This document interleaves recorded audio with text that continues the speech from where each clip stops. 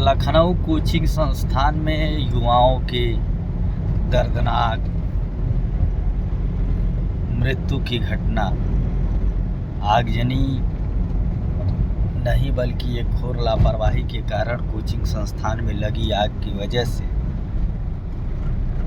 15 नौजवानों ने अपनी ज़िंदगी गंवा दिया। उस परिवार के साथ खुद को खड़ा होकर के देखिए, वह रुदन, वह चित्कार, उस सपनों का मर जाना, और कोई परिवार का इकलौता चिराग था तो कोई किसी परिवार के बदहाली की उम्मीद था। वह उम्मीदें चली गई, वह भविष्य खो गया और परिवार का इकलौता चिराग भी बुझ गया। मगर सिस्टम की नाकामी और चंद पैसों के लिए मानव की धज्जियां उड़ाने वाले सिस्टम में बैठे हुए गद्दार लोगों ने, उनकी वजह से ऐसी घटनाएं सामने आई है। परंतु सबसे दुखद यह है कि जब घटनाएं घट जाती हैं फिर हम सचेत होते हैं, और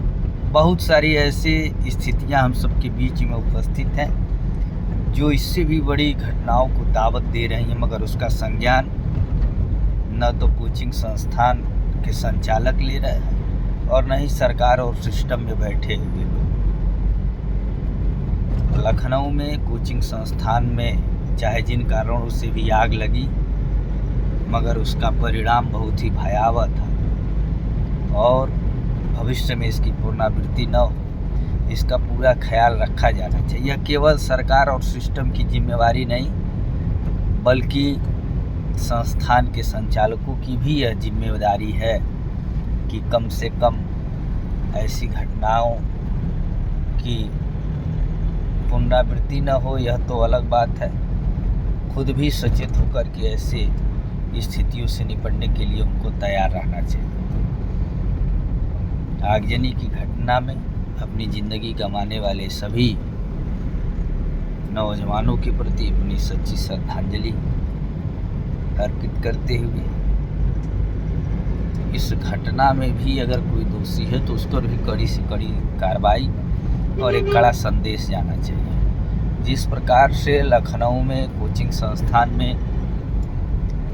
आग लगने की घटना के उपरांत माननीय मुख्यमंत्री जी ने त्वरित रूप से वहाँ भ्रमण किया, परिवारजनों से मिल करके घटना का संज्ञान लिया। एक